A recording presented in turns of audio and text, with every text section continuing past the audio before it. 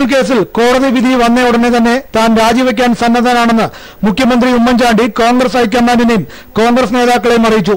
ഇക്കാര്യം അദ്ദേഹം AK ആന്റണിയുമായും സംസാരിച്ചു. മുഖ്യമന്ത്രി സ്ഥാനം രാജിവെക്കേണ്ടതില്ലെന്ന് ഹൈക്കമാൻഡും AK ആന്റണിയും ഉമ്മൻചാണ്ടിയോട് നിർദ്ദേശിച്ചു. വിജിലൻസ് കോടതി ഉത്തരവ് ഉമ്മൻചാണ്ടിക്ക് മേലുള്ള കുറ്റാരോപണമായി കാണേണ്ടതില്ലെന്ന് ഹൈക്കമാൻഡ് നിർദ്ദേശിച്ചു.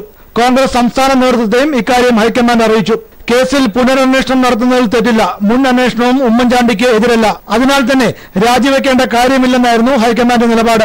UDF-ലെ മുതിർന്ന നേതാക്കളും ഇതേ അഭിപ്രായം പ്രകടിപ്പിച്ചു. ഉമ്മൻചാണ്ടിക്ക് പരിപൂർണ പിന്തുണയും നേതാക്കൾ പ്രഖ്യാപിച്ചു.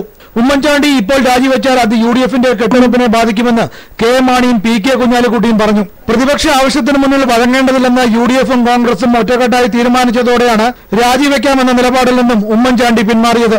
മാത്യു CR, സൂര്യ ന്യൂസ്, തിരുവനന്തപുരം. ഉമ്മൻചാണ്ടിക്ക് മുന്നിൽ രാജിയല്ലാതെ മറ്റ് പോംവഴിയില്ലെന്ന് പ്രതിപക്ഷ നേതാവ് VS അച്യുതാനന്ദൻ.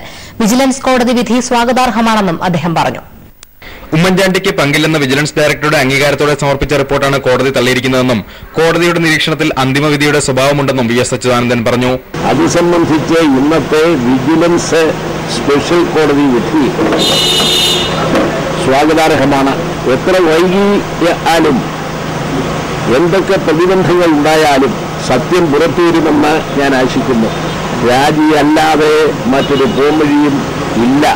അന്നത്തെ ധനകാര്യമന്ത്രി എടുത്ത നടപടിയിൽ കൂടുതലായി ഒന്നും ചെയ്തിട്ടില്ലെന്ന് TH മുസ്തഫയും മുൻ IAS ഓഫീസർ സക്കറിയ മാത്യുവും ഒഴിവാക്കൽ ഹർജിയിൽ വ്യക്തമാക്കിയിരുന്നു. തെരഞ്ഞെടുപ്പ് വേളയിൽ കോടതി വിധി അനുകൂലമല്ലെങ്കിൽ രാജിവെക്കുമെന്ന് ഹൈക്കമാൻഡിനോട് പറഞ്ഞ വാക്ക് ഉമ്മൻചാണ്ടി പാലിക്കുമെന്ന് ആശിക്കുന്നതായും VS അച്യുതാനന്ദൻ പറഞ്ഞു.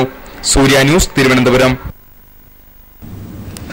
വിജിലൻസ് വകുപ്പ് മുഖ്യമന്ത്രി ഉമ്മൻചാണ്ടി ഒഴിയണമെന്ന് CPM പോളിറ്റ് ബ്യൂറോ അംഗം കോടിയേരി ബാലകൃഷ്ണൻ.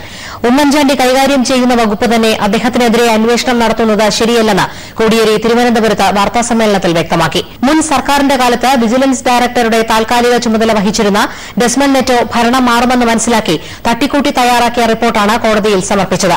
അന്ന് പ്രോസിക്യൂട്ടറുടെ അഭിപ്രായമോ അനുമതിയോ തേടിയിരുന്നില്ല. മാത്രമല്ല, പ്രോസിക്യൂട്ടർ ഉമ്മൻചാണ്ടി ഉൾപ്പെടെയുള്ളവരെ പ്രതിപട്ടികയിൽ ചേർക്കേണ്ടതാണെന്ന നിയമോപദേശം നൽകിയത് റിപ്പോർട്ടിൽ ചൂണ്ടിക്കാണിക്കുക പോലും ചെയ്തില്ല. അതുകൊണ്ട് വിജിലൻസ് ഡയറക്ടർ ഡെസ്മണ്ട് നെറ്റോയെ തൽസ്ഥാനത്തു നിന്നും നീക്കണം. വിജിലൻസ് അന്വേഷണം കോടതിയുടെ നേരിട്ടുള്ള മേൽനോട്ടത്തിലാകണമെന്നും കോടിയേരി ആവശ്യപ്പെട്ടു. സർക്കാർ നടത്തുന്ന വിജിലൻസ് കേസുകൾ അട്ടിമറിക്കാൻ നടത്തുന്ന ശ്രമത്തിന് ഏറ്റ ഒരു തിരിച്ചടിയാണ് ഇന്നത്തെ വിജിലൻസ് കോടതിയുടെ ഈ ഉത്തരവ്. എല്ലാ വസ്തുതകളും അന്വേഷിച്ച് കോടതിക്ക് സമർപ്പിക്കേണ്ടതും കോടതി കേസിന്റെ അന്വേഷണം മേൽനോട്ടം വഹിക്കുകയും ചെയ്യണം. നിയമസഭാ തെരഞ്ഞെടുപ്പിൽ കോൺഗ്രസിന് സംഭവിച്ച തിരിച്ചടികളെക്കുറിച്ച് പഠിക്കാൻ നിയമിച്ച